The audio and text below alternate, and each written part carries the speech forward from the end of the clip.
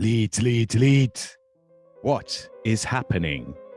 Welcome to Working Hours, a show about a place called Leeds, a time called now, and an activity called work. Working Hours wants to record 1,000 loiners over the course of this, the most important decade in the history of the human species, and ask them what they do all day and hear how they feel about it. My name is Simon, and this is all my fault. What did you want to be when you grew up? Yeah, that's difficult. I mean, a lot of firefighters I've spoken to have said they've always wanted to be a firefighter ever since we were a kid, and that wasn't true with me. But bizarrely, my thing with dinosaurs, and I wanted to go. I think it was just the overseas travel that I'm more interested in. Going to far from places with a little trowel in my hand and sit in the field for weeks on end. And so that was my ambition. But then, as I was growing up, I realised that I actually probably needed to be a lot more academic than what naively I just thought it was just people sat in a field speaking about. I didn't realise that you actually probably needed an education for this sort of thing. So that quickly dropped off the radar. Yeah. So did you not fancy continuing in education? How long did you stay in? What was your... Yeah, I'm a son of a miner. So 84, I was 14. My dad and two uncles all worked down the same pit. And as a 14-year-old boy, seeing what was happening around me, I sort of kicked back at establishment in the whole, really. I got the impression that although there were pockets of support and that support was immense, I got the impression that the state didn't really care about me as a kid growing up, weren't like bothered about my my sort of progression into adult life and my job prospects, and that was it. So from 84 till I left in 86. School took a bit of a kicking from me, and that was my only way of showing the state that I didn't like what you were doing to my community, so I'm not going to engage with you. So as soon as I left, I left as soon as I could, which meant skipping quite a few of my exams. So that went downhill rapidly. 84, yeah. What did you kind of start with? When did you start working? What was the sort of first thing you went into? Yeah, I was a confused youngster. In my final 2 years at school, I wanted to do metalwork for one of my O levels, my GCSEs, and I think the only reason why was that it were a lot warmer in the metalwork room because of the forges being on than it were anywhere else. So I chose metalwork. Then part of my work experience, when I went for my interview for my work experience, they said, "Well, you like doing stuff with your hands. What do you want to do?" I said, "Well, is there any forges knocking about?" No, none of those. But have you thought about joinery? So I said, no, but I'll give it a bash. So I went off on my 3 weeks work experience, really, really enjoyed it. And then, again, of that generation, as soon as you left at 16, if you were lucky enough to get a job, great. But most of us were given the YTS, the Youth Training Scheme. And that was me. I was on that. I stayed on the same placement for 2 years.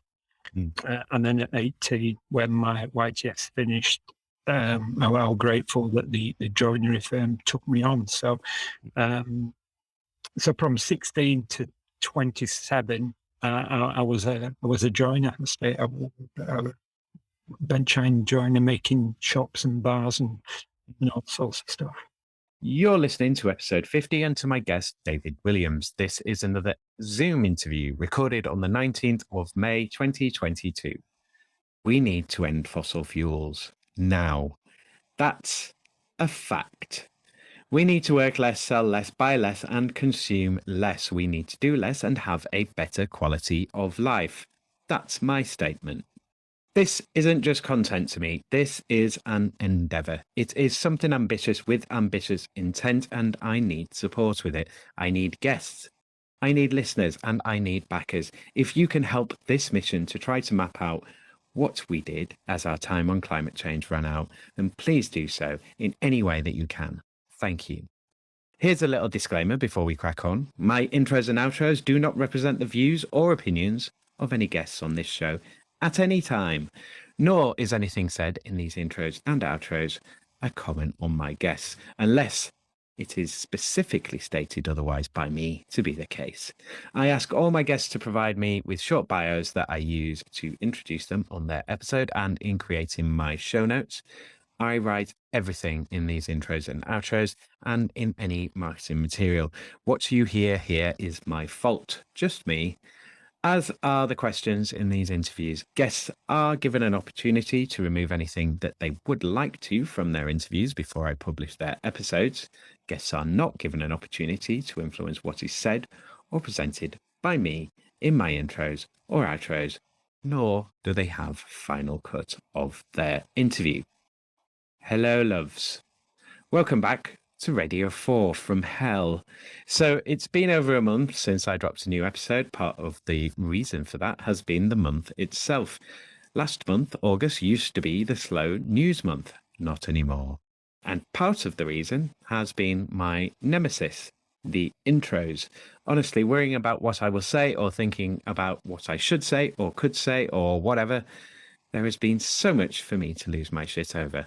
Anyway, here we are at 50 episodes. Wow, 5% of the way in 20% of the set time. So let's waste no more time now. David Williams is the Yorkshire and Humberside Regional Secretary of the Fire Brigades Union. David didn't send me a biotext, so I'm going to let you find out as we go on through the episode. I won't be back at the end of this episode. I wanted to do something for the 50th episode, and I have done something in line with my recent thoughts about work, which is do less, not more. So no outro this episode. I'm back to weekly publishing on Mondays again, and next week's episode should even be out on time. There's some cracking interviews coming up for you too, so do stay tuned, as they say. Okay, so do the rate, follow, review, donate, share, and if your leads, come on the show. But right now, please enjoy this 50th episode of the Working Hours podcast with David Williams. So what is it you're doing now then? Well, from 27, I joined the fire service, and I had applied previously. So I lived in Doncaster, then moved to Tadcaster. So I applied in South Yorkshire, and I failed my fitness test. And then I applied in North Yorkshire, and I got through to the last 18, and they were only looking for 12. And I weren't fortunate enough with that. So I applied for West Yorkshire.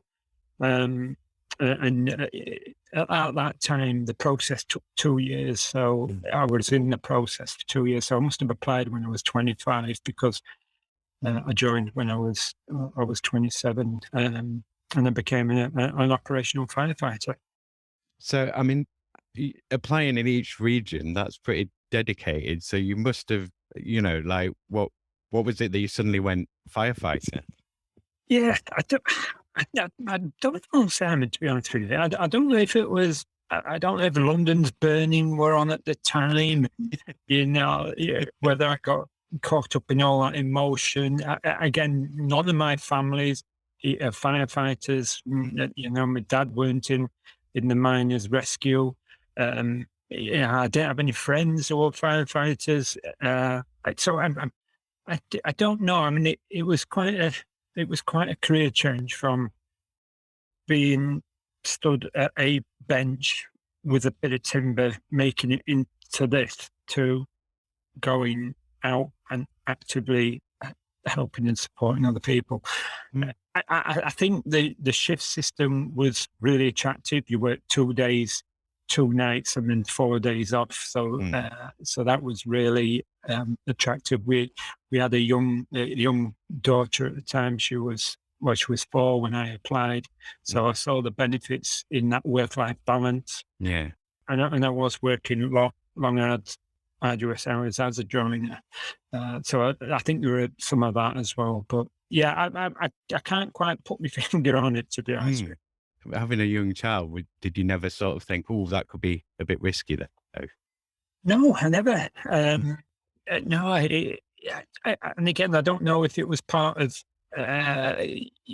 me growing up thinking that I were invincible. You know, I'd gone through a miners' strike in '84 for a year, and I left school with nothing. But here I am, 27, with my own home and loving family. So I don't know if it was some of that bravado, you know, that male toxicity, if you want, thinking that I am invincible, and you know, put a breathing apparatus set on my back and the helmet on, and everything will bounce off me.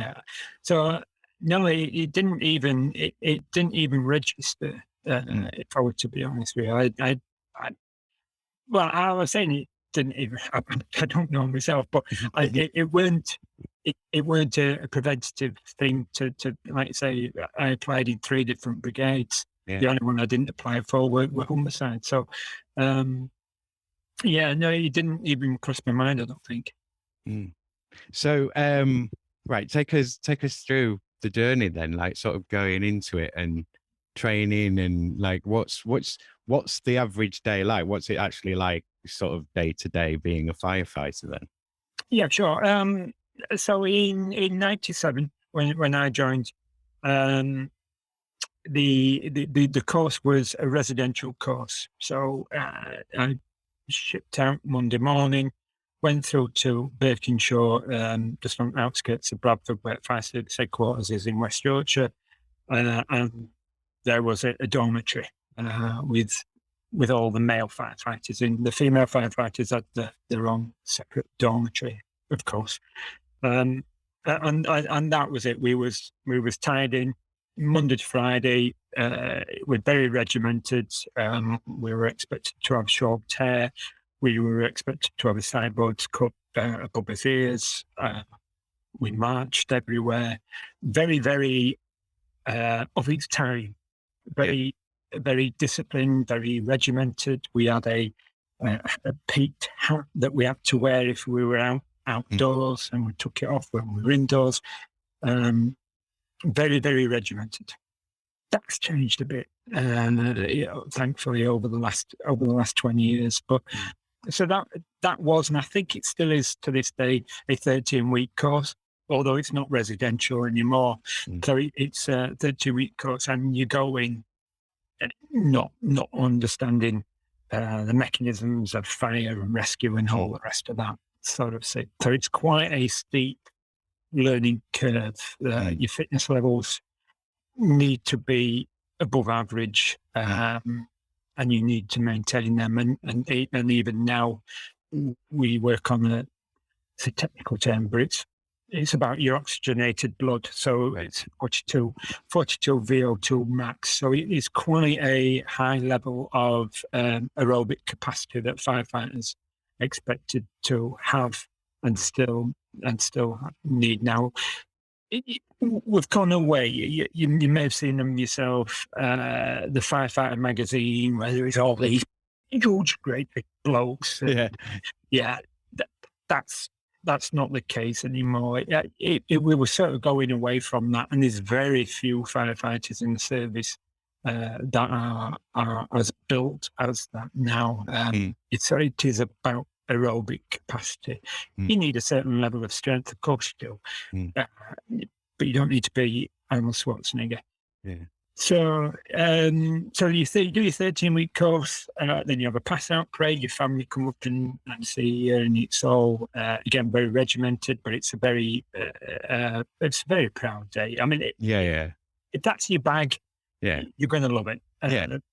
For me, it was just another process. It was no. There might be a theme here where you find I'm a bit grumpy. Uh, all I wanted to do was get onto the fire station, and I needed to get from A to Z. And if I have to pass through B, C, D, E, so be it. Conform with all that. And did it. So did the pass out parade, the chief, yes, well done, on you go. And then you get chipped off to your station. You get put on a watch. In most stations, it's 4 watches: blue, red, white, and green. And then you settle in. It takes you 2 or 3 years to become a competent firefighter. And then you get the competency rates of pay, and you quickly get absorbed into that team structure. You quickly feel like you're part of a small family. It's difficult to say without sounding too cheesy, but there's some real benefits in the watch-based structure that the fire service currently have. Yeah. I mean, is it easy to sort of slot into that, or does it take some adjusting?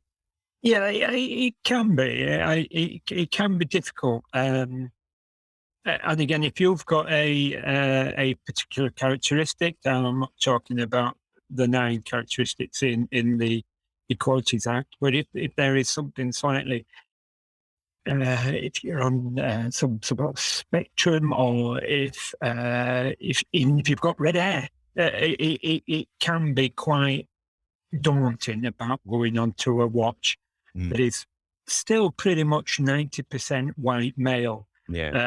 And still have certain views, and I hate using the word, so I'm going to put it in banter. So there is still an element of that, but for instance, I was on the same watch for 15 years. Blue watch at a fire station called Stanks in East Leeds. It's no longer there. They closed it about 10 years ago. So I was there 15 years on the same watch. We were set in our ways. I was quite I was more liberal, let's put it that way, than some of the others. But some of the others were about to retire. We got a new watch manager come onto station. He had red hair. It was a big lad. And he came down and he says, I'm going to introduce myself to you. This is who I am. This is how long I've been in job. This is the stations I've been to. And these are the things I find acceptable. Say what you like about me, but don't talk about my red hair, because I'm going to get annoyed with you. And that was it. It was off the table. We knew where we were. And there was other elements of banter between the firefighters and the watch manager. But again, that takes a strong individual. And if you're not a strong individual to say, look, don't take Mickey out me, lazy at me, or if you're not capable of doing that, it's going to be, it could be difficult. So the union plays a strong role in that advocacy, if you like. Yeah. I mean, is it still quite highly unionised in the fire brigade? Yeah, I've not seen any other works that place. I mean, apart from the NUM in '84, I started getting politically active in '84. Yeah. You would. Yeah.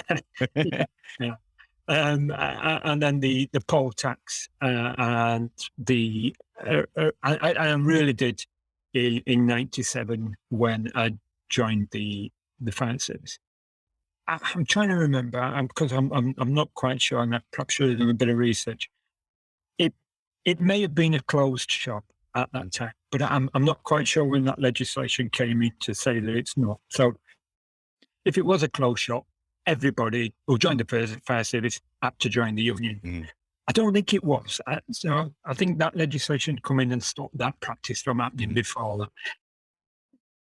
But when I joined, and it's still the case now, I would suggest in West Yorkshire that 85% of all firefighters in West Yorkshire are members of the FBU.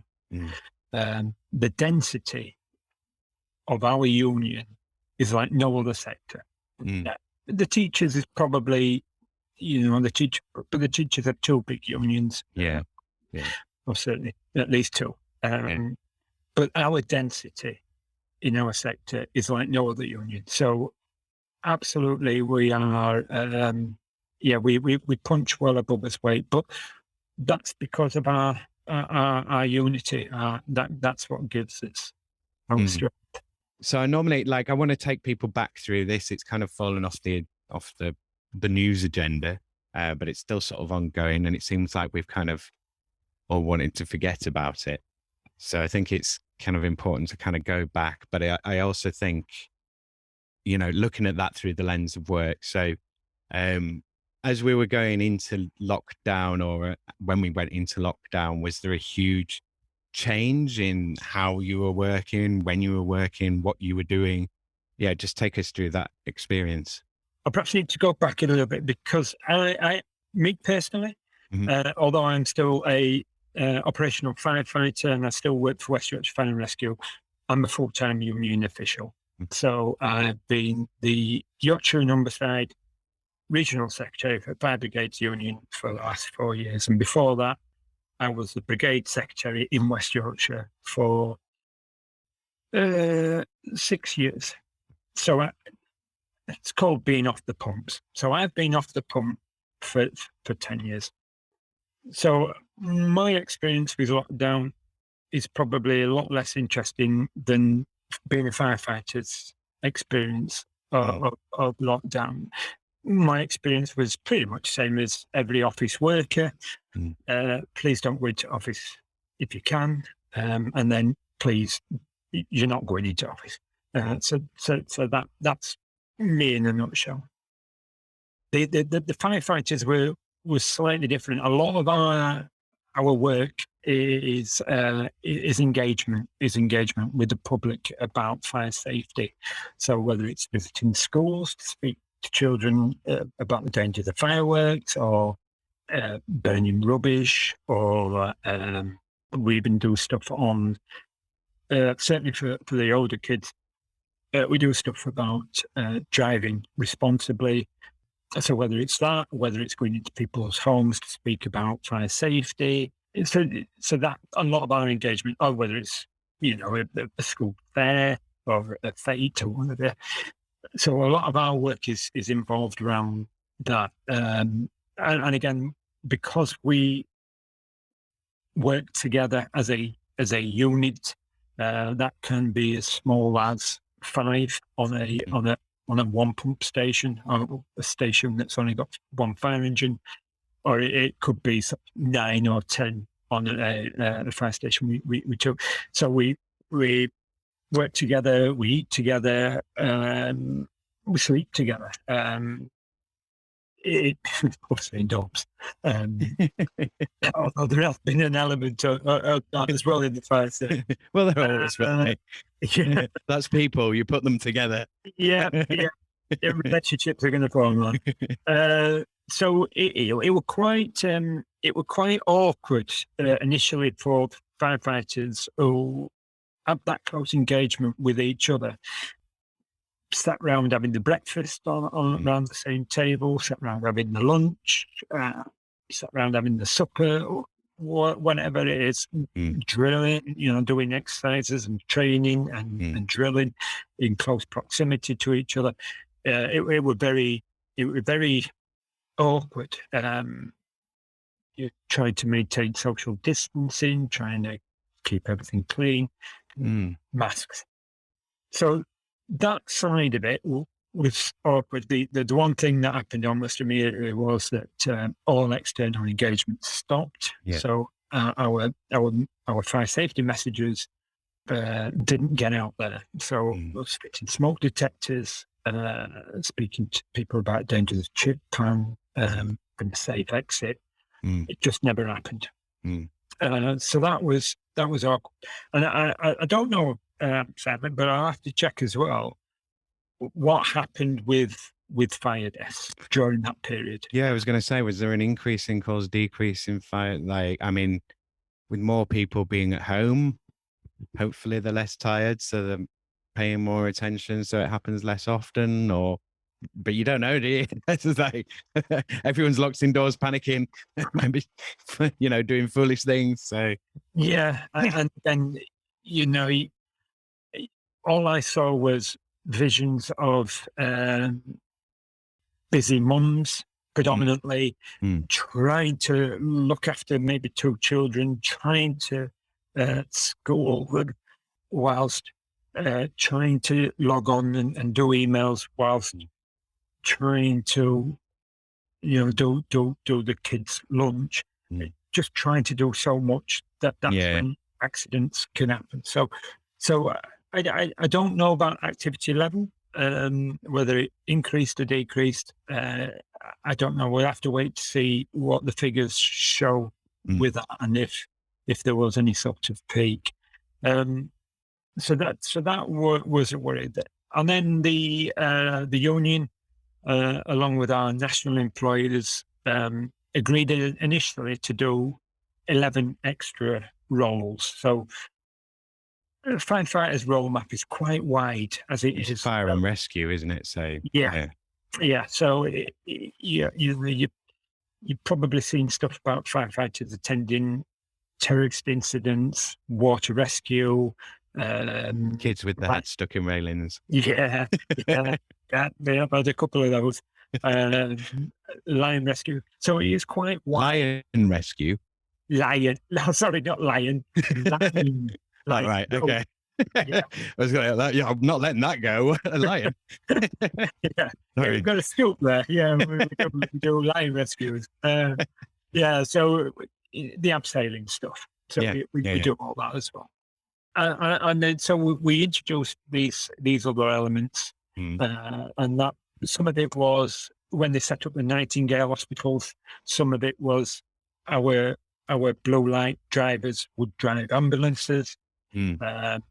Some of it was just about patient transport. Some of it was about delivering food, medicines. So during the lockdown period, the role of a firefighter changed quite significantly. Some of the role of a firefighter, it just included chaperoning cars to car parking spaces while they got the vaccinations. Yeah. So quite it widened quite quickly, and that was generally welcomed by the public. And generally welcomed by firefighters as well. They thought they were doing their bit. We had the FBU negotiated real health and safety measures. That they had to be tested before they came back onto the fire ground or into the fire station and all sorts of stuff. So although our work increased exponentially, our death rate of operational firefighters were really, really minimal. Again, that was, in my eyes, and you'd expect me to say this as a trade union official, but in my eyes, that was down to the safeguards that we put in place before we agreed to do that additional workload. Yeah. I mean, which kind of should be the case as well. I mean, it should be the people on the ground that are giving the information and sort of feeding back up. And, it should be up and down communication always, because you need to know what's happening on the front line, and you need that information at the back, and then the people on the front line need that direction from the top. It's like, well, where are we going with this? What's this all leading to? So I think that's really important to have those channels working. I'll go back into this first. So just with you yourself personally in the lockdown, I mean, did you initially were you like furloughed? Well, first of all, who is your employer? You're not council employed. Are you government employed, or is it county council, or like what's that map like? Obviously, it's different for you in the union, but I mean, as for firefighters. Sure. So if you're a firefighter working for West Yorkshire Fire and Rescue, that's run by the authority. And the authority currently are elected councillors that come from the 5 districts, so Kirklees, Calderdale, Bradford, Leeds and Wakefield, come from there, a range of parties, a range of those local authorities come together and form the fire authority. And I think there's 21 councillors from those 5 districts in West Yorkshire that make up the fire authority. The fire authority are our supreme employers. I'm employed by the fire authority. The chief is employed by the fire authority. So we all work for West Yorkshire, but our employers are the fire authority, these elected councillors, and they make the decisions about how the fire service runs. In Greater Manchester, Andy Burnham, the mayor for Manchester, he's got overall responsibility for the fire service. I can give it, well, it's not much of a scope, but I can tell you yesterday, Simon, the government have introduced a white paper.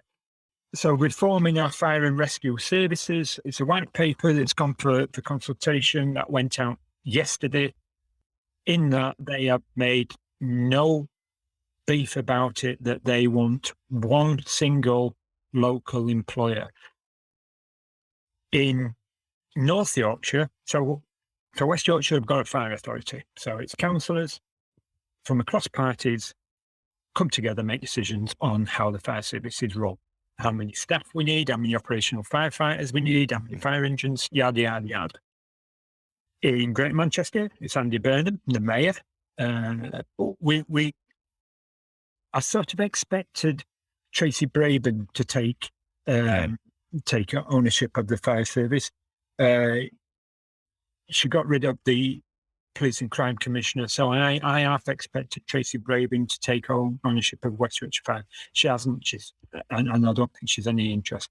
So, Fire Authority of West Yorkshire, Mayor in Greater Manchester, Andy Burnham. North Yorkshire, they've got a Police and Crime Commissioner. So, what the government before Boris Johnson, I think it might have been Theresa May, it might have been David Cameron. David Cameron wanted police and crime commissioners to take ownership of the fire service as well. Some police and crime commissioners put a business case together to do so, some never, some weren't interested. In West Yorkshire, Mark Burns-Williamson, who used to be the crime commissioner, weren't bothered. So that's fire authority can deal with it. So in North Yorkshire, the supreme employer in North Yorkshire is the Police and Crime Commissioner. That white paper has categorically said the government's direction of travel is to get rid of fire authorities. We want one person, whether it's a mayor, Police and Crime Commissioner, or AN other, that will speak to the chief about the direction. And again, beyond the illusions, that one person will be electable. So if they're not making the right decisions, they will be removed from office if the public want them removed. So we're in a state of flux. I think that was a long answer for a pretty straightforward question, Sam, and I apologize. It's not really a very straightforward question, though, is it? Because, I mean, it's not like, there's this person owns the shop and we sell the stuff. It's like, I mean, how do you get paid for fighting fire? Well, you can't charge people when the house is burnt down. Not yet, we can't, but it might be in the white paper. Well, probably not ever, because they haven't got anything now. So they can't give you stuff they haven't got. Yeah, that's true. It's this whole thing of debts that can't be paid won't be paid. Yes. So going back to you during lockdown, so were you kind of furloughed straight away, or were you just like, don't come into the office office and then you just got up and did the same thing day to day? And were you able to separate that quite well, or have you worked from home before? Like, did it make any noticeable difference to you? Yeah, I mean, to me personally, I wasn't furloughed, and obviously neither were the firefighters. Mm. We still need firefighters, so nobody were furloughed. No operational side. The non-operational, the support staff, some of those might be. I was. I was just expected to carry on doing my union duties from home, and then something called Zoom or something, and Teams or something came into fruition. Although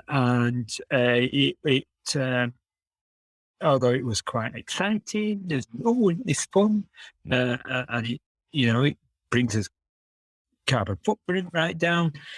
It soon started wearing a bit thin. Yeah. Firefighters and FBU members like to have a say, and if everybody, as you know yourself, you've done these thousands of times now. If everybody's having you say, you can't really hear anybody. So we need that element of discipline. Mm. So we started doing a lot of our meetings, our committee meetings, North Yorkshire, South Yorkshire, Humberside, and West Yorkshire via Teams initially, and it were okay. It will never replace face-to-face meetings. Never. It has got a future, and we use it quite well when we do need a hour chat about a particular issue. Any more than that, or any wider than sort of 4 or 5 of us, it doesn't really work. So we embraced that, and it worked okay to a certain degree. It was more about information sharing rather than any sort of meaningful debate about particular issues, which made it difficult for us as well to talk to our members on fire stations. The brigades in the region were particularly reluctant to have our intrusion in this form. They're more than happy for me or another official to go and speak to firefighters directly, but they got a bit jittery about technology. So our campaigning work slipped badly. We cancelled annual conference in 2020 and 2021, and we've already just had this conference now. And our effectiveness of getting the message across about pay, pensions, global warming, what's happening with COVID, everything suffered. It really did. Me working from home, I'm a people person as well. I think we all are. We can have enough of people. Yeah. And quite quickly, but we do need that interaction. And I saw a decline. Not only that, I stopped going to the gym. So, I weren't getting that endorphin from that. And it was difficult for me personally, because I like to be in amongst different people. Yeah, and out doing stuff, and And I like to keep fit and one thing, So there is a balance, and I've told my gaffer that I will be working from home probably at least two days, maybe 3 days a week, and he's more than comfortable with that. And I think that balance will work really, really well going forward as well for the union official that follows on from me. But yeah, it was awkward, and I recognised signs that I didn't like the look of Simon, to be honest with you. Yeah. So I'm going to do the change question first, I think. So this question, so initially I was kind of, what do you like about work? And then I'm like, what do you dislike? But I didn't like the framing of that. So I found this American Union organizer called Jane McAlevey. I was watching some stuff that she was in, and she was talking about she'd go into places and sort of ask, okay, so if you could change any three things about your work right now, what would they be? And I just thought that was a really nice question. So that is my question to you. What if there was any three things you could change about your work right now, what would they be? The biggest change for me, and again, it's difficult this because I have no influence over this change that I'm about to say. But the biggest one would be members' expectations. Firefighters, we know firefighters work 24 hours a day, 7 days a week, 365 days a year. However, a full-time union official shouldn't be taking a phone call at 10 o'clock at night that can really wait till 9 o'clock the following morning. Yeah. Okay, if you've been to an incident and you've turned the fire engine over and the police have arrested you and you need support by the union, you get that. Gravell Tower, 4 o'clock in the morning, everything's going badly wrong really quickly, get that as well. If you've put a leave request in for 3 weeks on Saturday and you've had it refused, phoned me on Saturday afternoon at 4 o'clock, I'm going to be a bit annoyed, when it can wait till Monday. So I think that's the main thing. And again, I think all these things are probably, now that I'm thinking about them, I've got no real influence over at all. So managing members' expectation. The second thing I think I would look for is just a bit of consistency, a little bit of stability, a bit of a leveling. Yeah, just for a while. Yeah, I've been in the service now 25 years, and it's been a constant flux of change.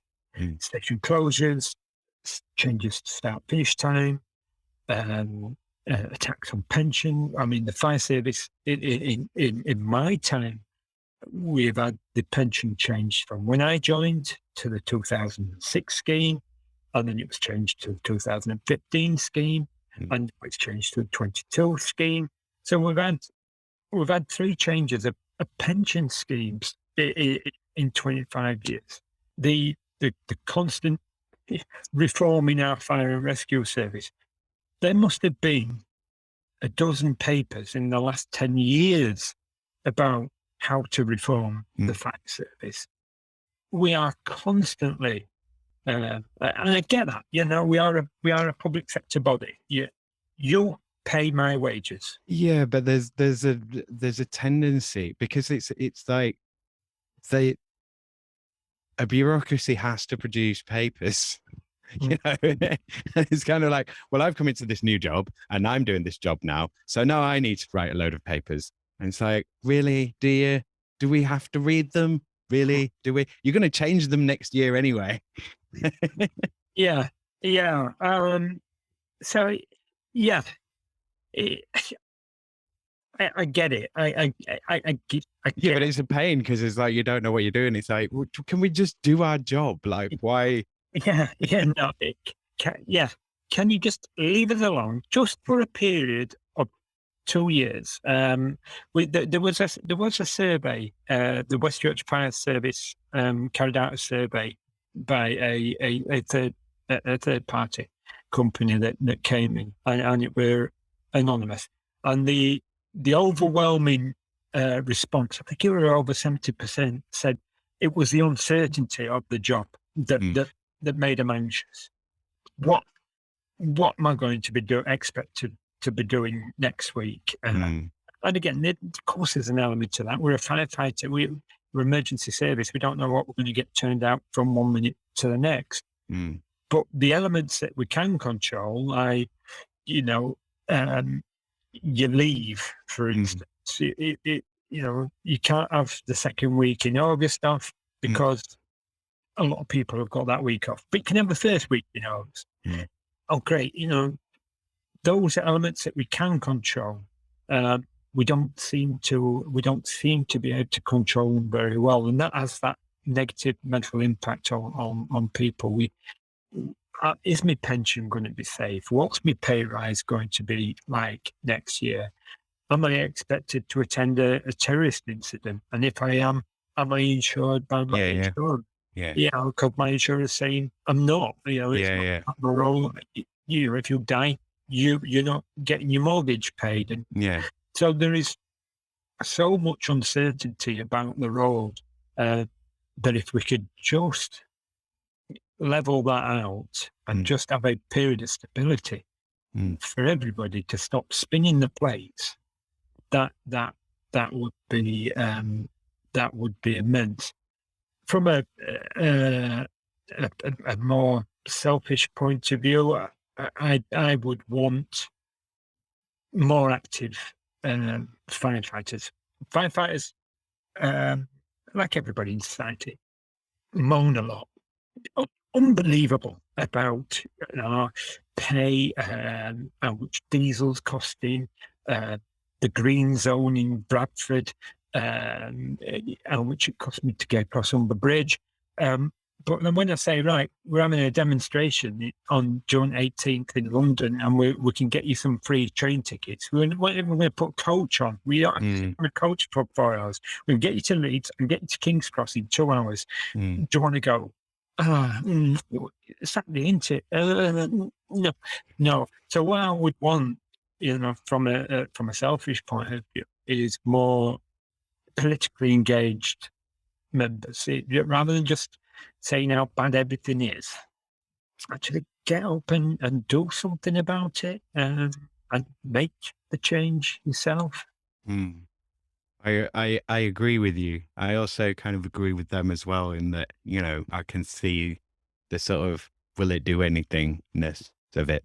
So yeah, I mean, it's always like, you go on a protest and you're on the protest and it's like, yes, I've showed up, we're here. And then you're kind of like, Yeah. And again, but even if you just feel part of something. But you're there with other people, and at least there's these other people that agree with you, and you've shown up, and you're there being visible. Yeah, the march against the Iraq War, 1 million people. Those 1 million people will remember that moment for the rest of their lives. There'll be some of them that'll be quite bitter about it never changed a thing. But they will remember that moment. And I mean, I never attended the poll tax demonstration in London, but I know a lot of people who did, and that did make a change. I know it was a riot, for want of a better word, and it got pretty nasty pretty quickly. But there's reasons for that, Yeah. And that's what happens when people aren't listened to, You have to listen to people. And people have to be empowered as well. And if they don't, like, they have to have a certain level of their own power and a certain level of their own buy-in to the society. And you can't do that if the society is pushing you out. Yeah, no, I like I said, I did my own small demonstration in '84. It didn't have any impact on the GDP of the UK, me not going to school. But it was me saying, you know what, I'm done with you. You don't think anything of me, or my dad, or my two uncles, or the village that I live in. And it's still decimated to this day. I go back there quite often. I have family still living in that pit village, and it closed in '96. So it's been closed 26 years, and it's not recovered at all. The shops are still empty on the front. And again, I think it's part of a wider issue and a wider debate about why your local greengrocers and your butchers is closed, but certainly closing a pit that employed 400 local men and women contributed to that. And still, if that pit was still open now, and again, there's wider conversations. We talked about green stuff, and I know you want to talk about green issues, but if that pit was still open, that community would have been in a lot better position than what it is now. Equally, though, if the people had been, sort of reskilled, retrained, Yeah. You know, if it had been, you know, what they like to call a just transition now. It's this just, yeah, well, we don't care now. Tough, whatever. Yeah. Yeah, but I have to move. Well, we don't care. Yeah, but my entire family's here. Yeah, but we don't care. Yeah. Yeah. Yeah. And again, the pits did a good job, produced a lot of coal, a lot of coke. We got a lot of steel produced. We manufactured a lot of stuff. But as soon as we decided we didn't need steel anymore, we don't need coal. We're looking for we can buy coal cheaper from abroad. Yeah, it costs too much to get it out. The carbon capture of coal is too complicated. We haven't got that technology. We couldn't pump it into the empty gas voids in the North Sea. Yada yada yada.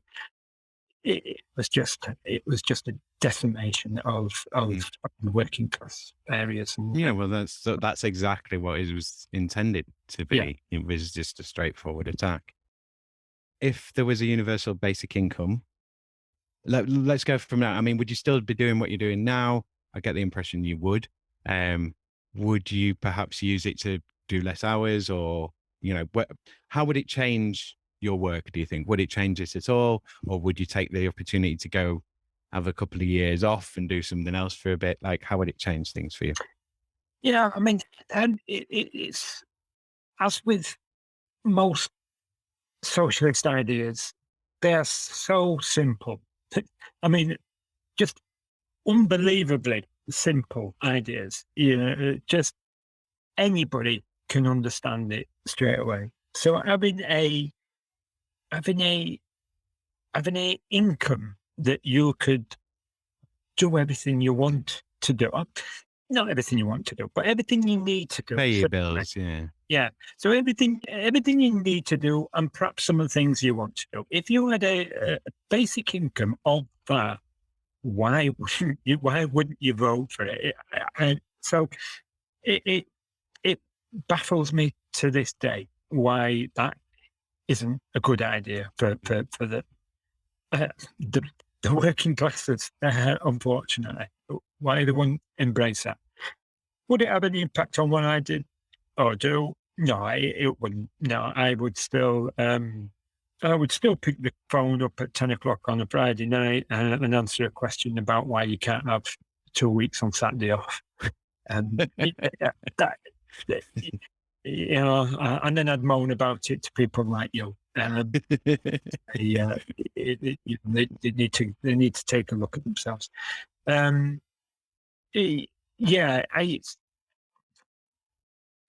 I could certainly see the benefits of having that work-life balance shifted more in favour of life. But I think the struggle within our sector demands effort. It really does. I mean, well, check for instance, we have just had conference. I've just said that we've just had conference, and I'm a full-time union official. Part of my wage is paid by the union, part of it is paid by West Yorkshire Fire and Rescue.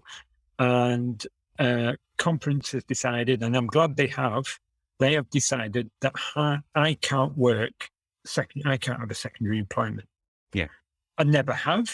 I've been always old-fashioned in that view about one man, one job. But again, that works if you had a basic income that one man could survive on that one job. Perhaps ironic that we've just had conference and we've just moved that and we're just talking about that now. So I can understand why some firefighters go and clean windows on their days off. I can. I'm not an advocate of it, and I wouldn't do it.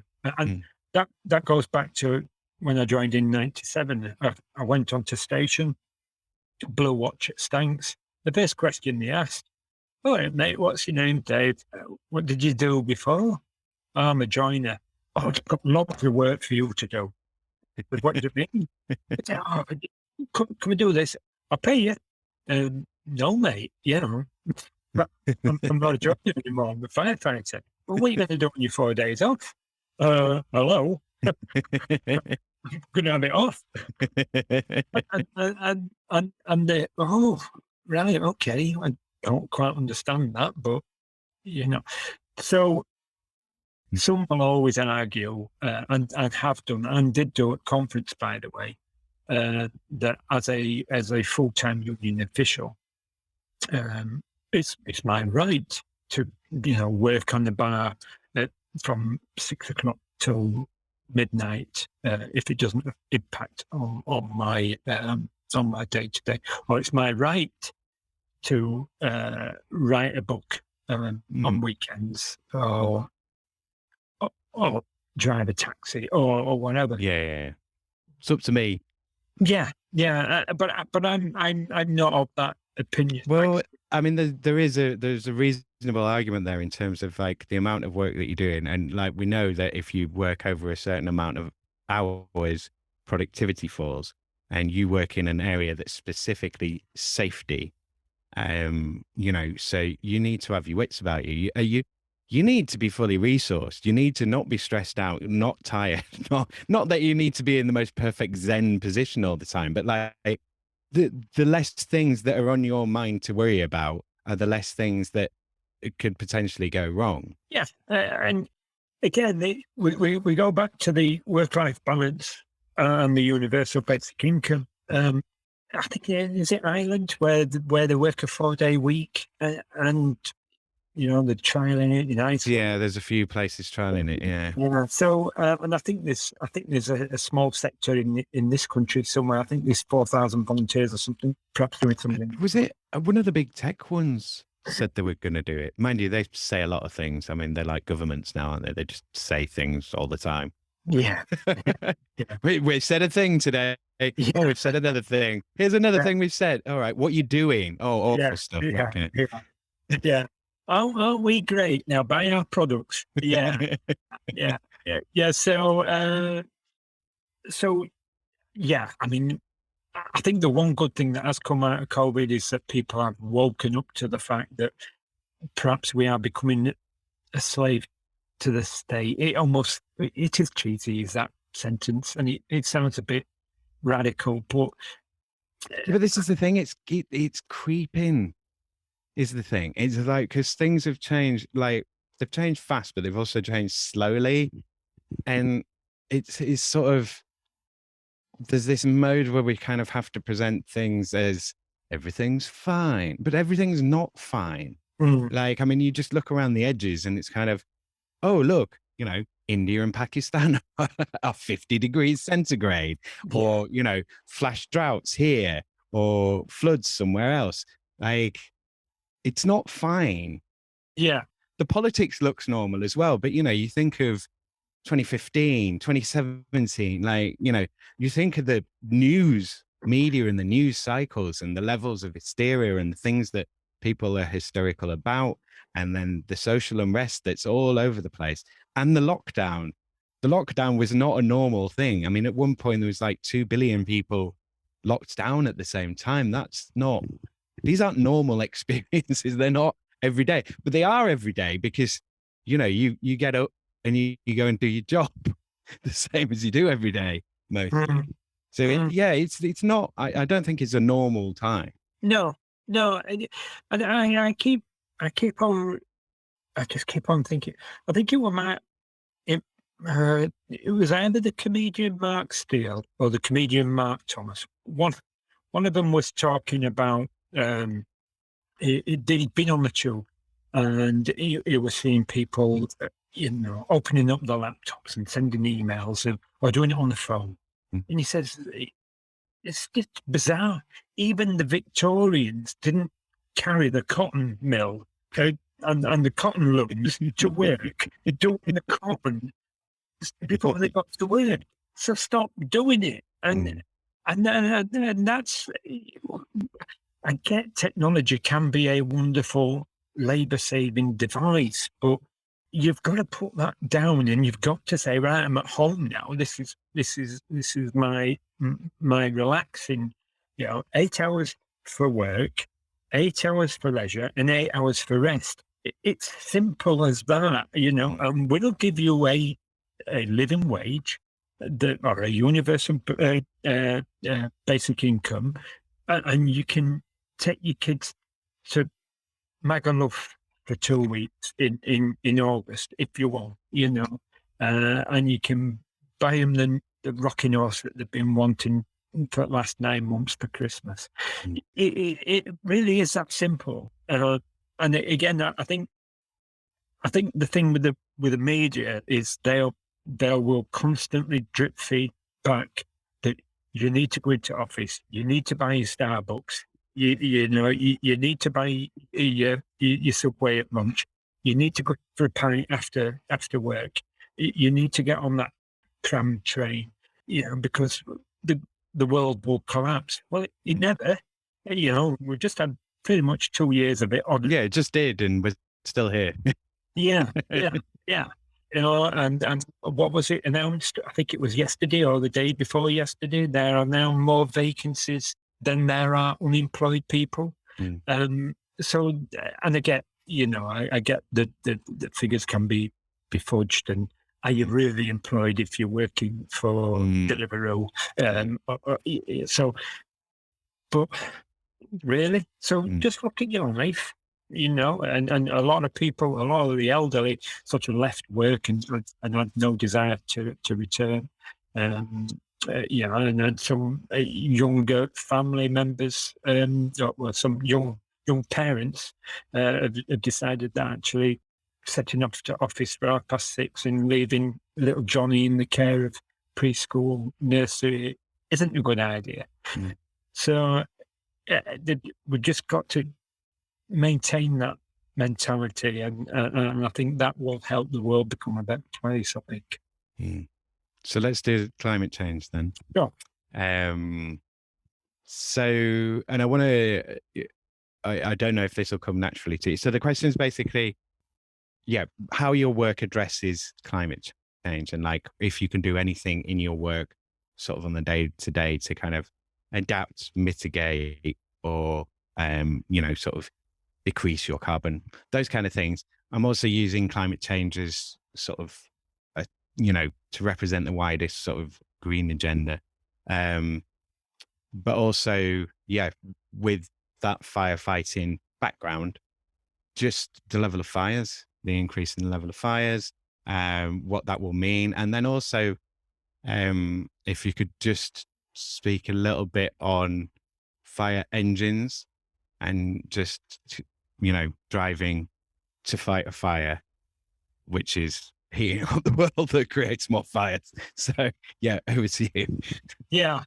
Okay. Well, let's start with the easy one first. Fire engines.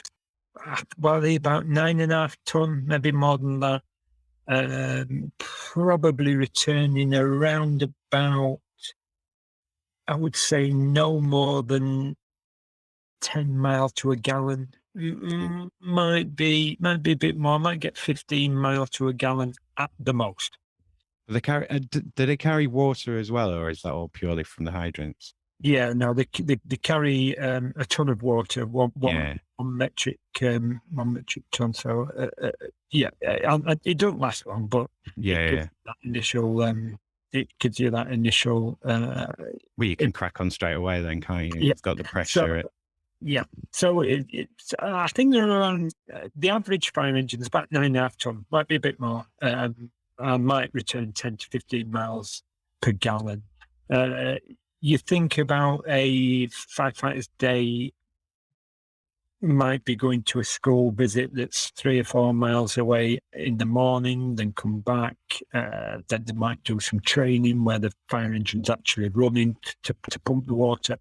And then in the afternoon, they might be visiting 3 or 4 properties and a factory. So in a day shift, they would probably use 3, 4, 5 gallon of diesel, not attending any fires. Yeah. That really needs to be looked at for me. Is it necessary for a fire engine to attend Mrs. Miggins 5 mile down the road to put a smoke detector up. No, Yeah. not in. It's not necessary. So there are elements there that certainly need looking at. The capacity to have an electric fire engine is just not there. Yeah. Well, they haven't even got sorted electric trucks yet, have they? No, They can't nail it. Yeah, the transit vans, they're struggling with the transit van alone, potential fire engine.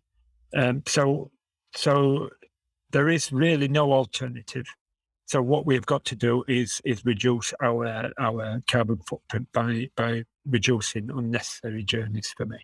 So that's the one thing. The second thing about the service and what they're doing to offset the carbon, not a lot, I'm afraid. Some stations capture rainfall for training purposes, so we're not using fresh water out of the hydrant. Some stations have limited solar panels fitted. Some stations have automatic lights that come and switch off, because we can't trust a firefighter to turn a light off when they leave a room. So it's very, very sporadic. The fire authority have agreed to spend over £20 million on a new fire service headquarters at Birkinshaw. On good authority that almost £1 million of it will be spent on concrete to fill up shafts. The fire service headquarters is built on a bit of a ropey place. So instead of just moving the entire headquarters to a brownfield site where it might be a bit more economically viable, they're spending £1 million shoving concrete into holes. Just phenomenal. So it's very Keynesian. Pay people to dig holes and fill it in again. just awful, mate. Really. And again, this is where we're going back to value for money. You've just got to say that's wrong. I mean, putting concrete in holes is wrong anyway. Don't get me wrong. The energy used to get that concrete into those holes is phenomenal. Absolutely phenomenal. But especially if you don't need to do it. Yeah. There's a fire service headquarters there already. Just redevelop that site. Or if you can't redevelop, just buy a new building. Yeah. I mean, not like new building, but like there's buildings around that are, there's office space. Yeah. Especially now. Yeah. It's just, I could probably find 20 sites that have had a derelict building on it that would easily do headquarters, but where we are. So the fire service and reducing their carbon footprint is poor at best, and just rank bad at worst. But that has to come from, because you're a public service, emergency service. It has to come through policy though, doesn't it? It has to be like, okay, well, so the fire brigade has to do this by, X by X. And if that was there, it would happen. But it's not there, so it's not going to happen. And there's only so much you can do in terms of like from the ground up kind of, oh, can we do this? Can we put some solar panels on? No, yes, like. Yeah. West Yorkshire are currently building new stations. I think Keighley are getting one. I think Huddersfield are going to get one. And I think Halifax are going to get new stations. So there are lots of opportunities to reduce the carbon footprint in West Yorkshire. Global warming on a wider scale, I think we've seen it in West Yorkshire over the last 3 or 4 years, particularly, and South Yorkshire for that matter. Flash flooding is phenomenal. Certainly in the Calder Valley, Todmorden, Mythenroyd, constantly seem to be under 2 or 3 feet of water. and they've again, rather than just making flood barriers to prevent it from flooding, dug something on the tops to stop it from just rushing straight through. I don't know, perhaps plant some trees or something. That were perhaps well, and also like, future planet as well, because it's like, well, don't plan for that thing that just happened. Plan for the next thing that's going to be bigger, and the ones after it. Yeah, yeah, you're right. I mean, it's not a binary choice. You can either have a better flood defence, or you can have some trees on Pennines. No, mate, stick us a better flood defence and get those trees planted and established now, so that in 10 years, when we're getting more and more flash flooding, less and less rain, it runs straight off at Pennines, straight through our valley. But we have seen that in Calder Valley. We've also seen it in Sheffield and Doncaster. Flash flooding is a real problem. We also saw, probably around about, I don't know, maybe 7 or 8 years ago, a dam almost bursting in a village near Derbyshire. And again, okay, fair enough, dams might burst, but they shouldn't be bursting because the capacity is in August, which it was, or it was certainly in the summer months. Phenomenal, why this dam was under so much pressure when we shouldn't be having little rain. And again, the questions are not asked about, don't you think it's a bit unusual that we've got bursting dams in August? Yeah, and I bet you're getting less snowfall as well on the Pennines now. So that snowfall's turning into rainfall. So that's not, because it'd be snowfall, it'd stay cold, it would melt gradually rather than all at once. So now it's just going to be all at once all the time. Yeah. I never even thought about that frozen water stuff. Yeah, but yeah, absolutely. And then, of course, on the flip side, and I know you touched on it, is the fires, the moorland fires particularly. And again, it might have been about 2 or 3 years ago, we were having, on Marsden Moor, we were having fires in January, February. And you're thinking, what the hell's going on? Yeah, this is the height of our winter, when everything should be absolutely sodden, and we're having moorland fires that firefighters are spending 2 or 3 days up there trying to contain. So and again, firefighters are at the forefront of this. They're seeing it on a yearly basis, and seeing it increase. Yeah, but they're not quite joining the dots up. They just say, "Oh God, we're going to run Marsden Moor all night with a beta trying to." Because it's slow. People we don't seem to think back. It's like, oh, everything's changed, but I haven't noticed. It's like, well, hang on, where were we? Where are we now? But there's so many distractions, and there's so many things to think about and worry about, and it's hard to pay attention to everything. Yeah, absolutely. I get that, but we have got to prioritize. Oh yeah, what is an issue for us, and if we are serious about any sort of life for our children and this grandchildren, for us, yes, well, for us. So, I mean, it's always this deferral to the future. That this is our lives now. Like this is probably going to be the cause of our deaths. Yeah, like this is happening right now. Yeah, not off into the future. Like we've had 30 years of it happening in the future. The future's here. Yeah, no, that's a fair point. There's some real in-depth arguments and discussions that we perhaps need to have with some of our old members around what are we going to do as a union? What are we going to do about this issue? Because you're going to fight a lot more fires.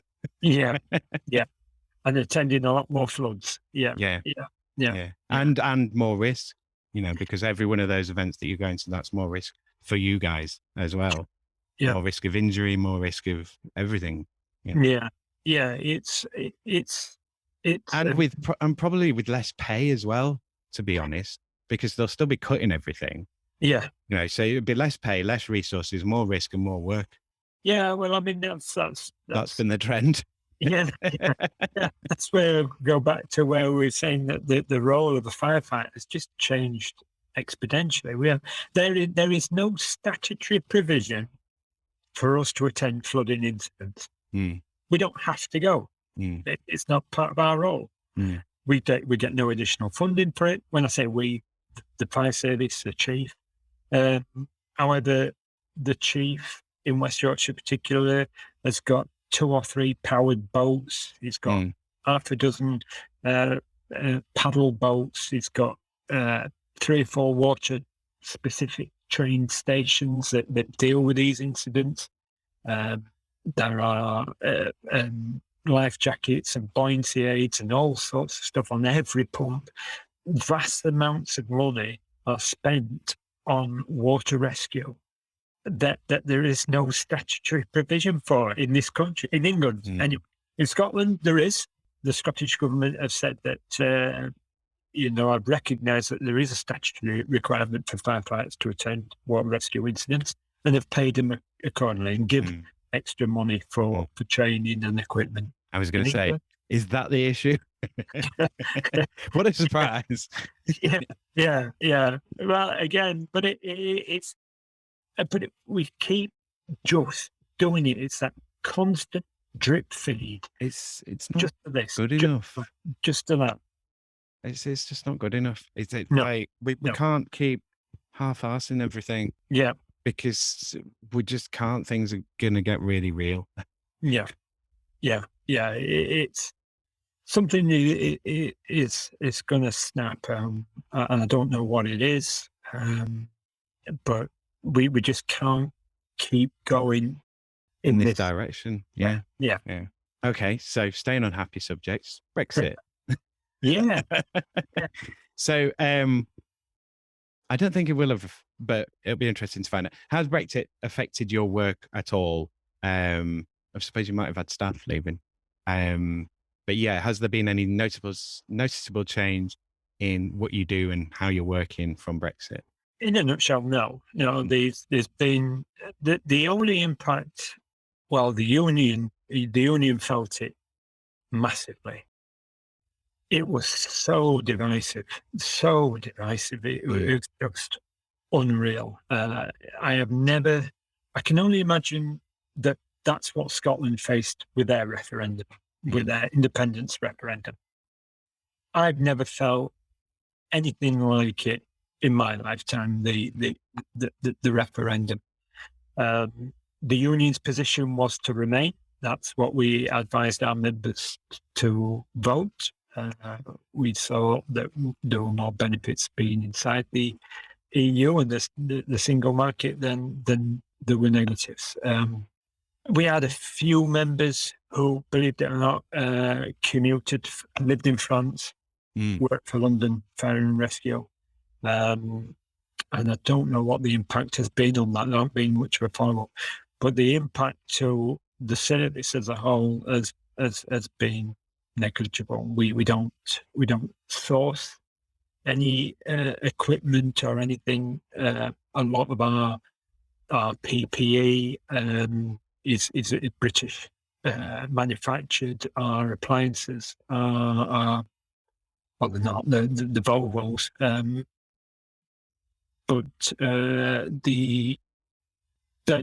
so there hasn't been any impact. Some of our cutting equipment is, I think it might be Swedish.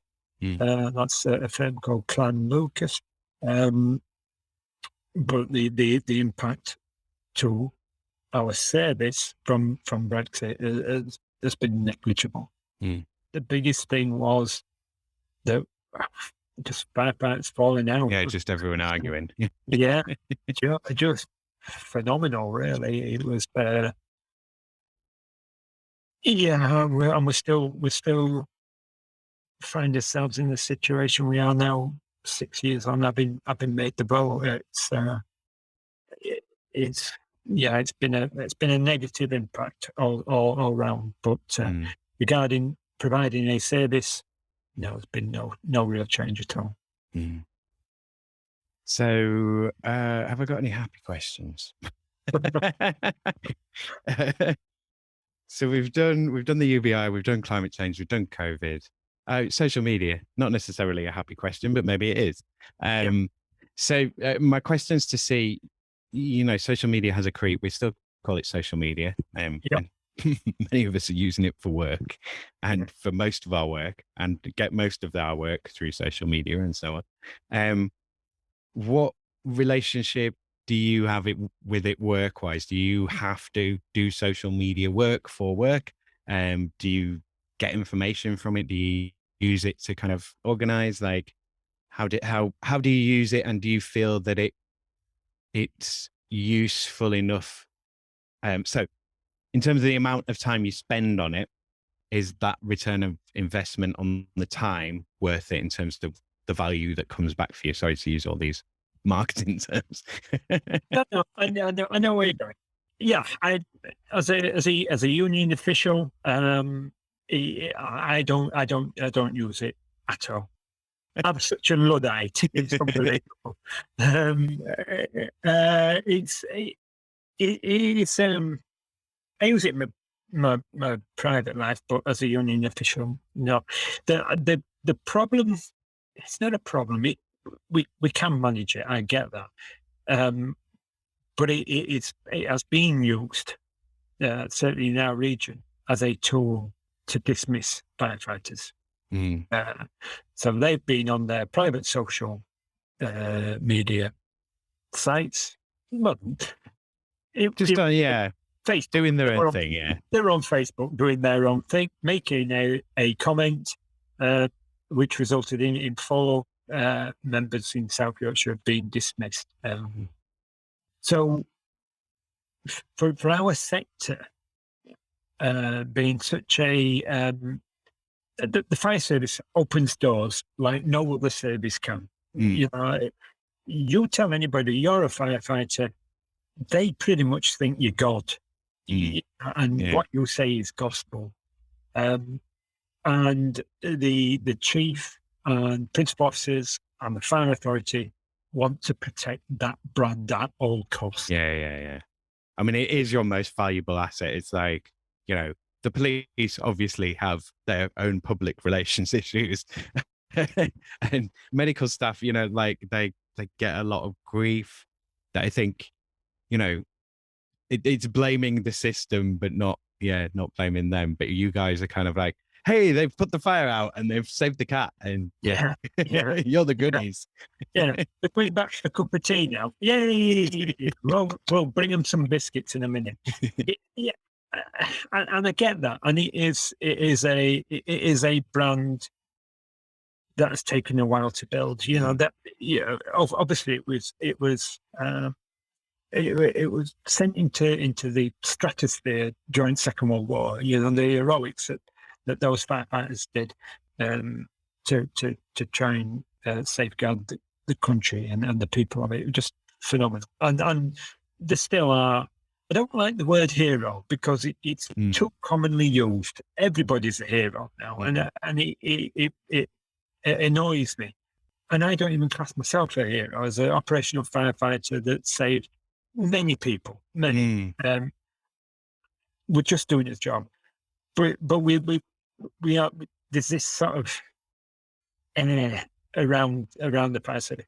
So to protect that at all cost is paramount, and they will sack people without even blinking Mm. if they deem you are breaching that branding. So I try to avoid it because I did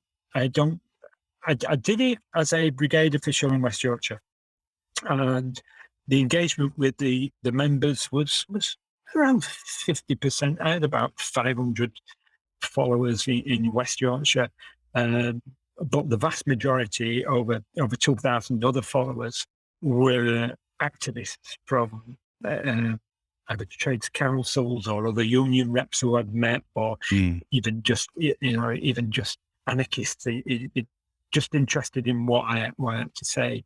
But it led members to get into arguments that they knew very little about against people that knew what they were talking about in the public sphere. And so I took the decision to close it down rather than managing the site, which I haven't got the capacity to do. I took the decision to close it down. And again, it was upsetting for a lot of people because it was their direct link with me as brigade secretary. And I was a bit annoyed about closing it down because of the fact that it was great. Get that message across. So hundreds of people instantly, and they can respond instantly. But the cost, just head office use it and use it to some effect with a very good national officer that does interviews with the general secretary and other national officers, and he's very camera savvy, very eloquent. But the so few views on YouTube, it's just awful. When you see him interviewing the general secretary about national pension campaign, where it should have at least 30,000 views because with 33,000 members, and it's less than 1,000, and you think something's not happening. So we try. I've tried. There are absolutely massive benefits if everybody just adheres to the rules a little bit. And again, perhaps I could have been more robust in managing it. And I understand that you could set it up so it's just information sharing only. There's no engagement from members. But it takes a lot of time and work, like you said. Yeah. And if you don't know your way around it, you have to spend a lot of time, and it is a matter of getting things right. Like I was speaking to someone yesterday, and she works in social media, and she's like, it is a matter of getting things wrong and sort of making tiny adjustments all the time. And you do kind of need someone you either need to have a lot of time to train in it and keep practicing and have that capacity to do it, depending on what you want to achieve, I suppose. But it's like, it's another thing that you have to do that's like can go terribly wrong. So I can see your aversion. Yeah. And again, there is definitely a need for it. And again, it's this in modern technology. This has been around for a while now. Well, I say modern technology, it pretty much is. I can't remember. I think I just joined fire service in '97 when we first started going on the internet. So it is quite new, but it is developing at such a pace now. Like I said, unless you've got the capacity and resources to engage with it properly, you're never going to get. I mean, crikey, what's it? An iPhone 5, I think, and I send text messages. I check WhatsApp occasionally, and that's it. And there's more technology in it than when the man went to the moon, apparently. And you're like, no, I'm not going to find out how that works at all. To play Space Invaders and send out text, I'm right.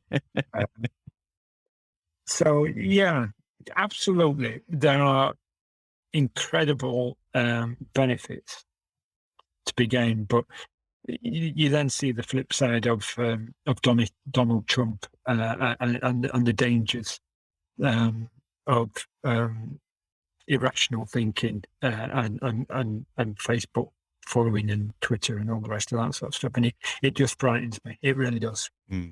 Yeah, but it's sort of taken the media to hysterical levels. I mean, could you imagine something like the fall of the Berlin Wall now happening with social media? It would be all over social media, and then there'd be loads of people going, "Oh, well, that's terrible, it's awful. Yeah. And all these Yeah. other, and then there'd be some star commenting on it, and then they've made a video. Like the whole thing would move on in 5 seconds. Yeah. By the time you've got the story, there's 8 million other stories. Yeah. Yeah. Yeah. Or a cat stuck up a tree with a firefighter. What's a silly firefighter fall out a tree? Yeah. Yeah. Yeah.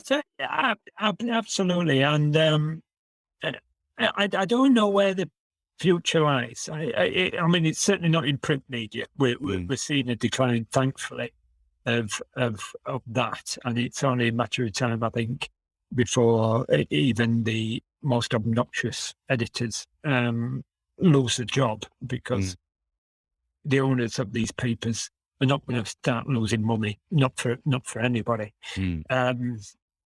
So the end of the print media is certainly nigh, I think. I am worried about national TV organisations. We talk, or we haven't talked, but Channel 4 is very much under threat. The BBC and licence fee and all the rest of that sort of stuff. But even the BBC, when Corbyn was trying to get elected in 2017 and 19, it seemed biased to the right. It was. I mean, 2019 was absolutely appalling. Yeah, it was absolutely appalling. Like, to anyone who could, to anyone who could see outside of what they were looking at, to anyone who wasn't just watching the BBC or reading certain papers. Yeah, it's like the stuff that was going on was just appalling. Yeah, but I mean, the fact that the country voted in a man who hid in a fridge is. Yeah. I mean, well, and a known liar, and yeah, sacked from 2 jobs for lying. Yeah, I retweeted this thing from Have I Got News for You the other day. They were doing this thing, funny joke about Boris Johnson. I'm like, you gave us him. Yeah. Oh, that's hilarious. Thanks. You also gave us Nigel Farage. Yeah. BBC, not Have I Got News for You, BBC, but. Yeah, but I will say that one of the greatest things that Question Time did was get Nick Griffin on. It smashed the BNP. Nick Griffin appearing on Question Time, that was it. That was the end for the BNP.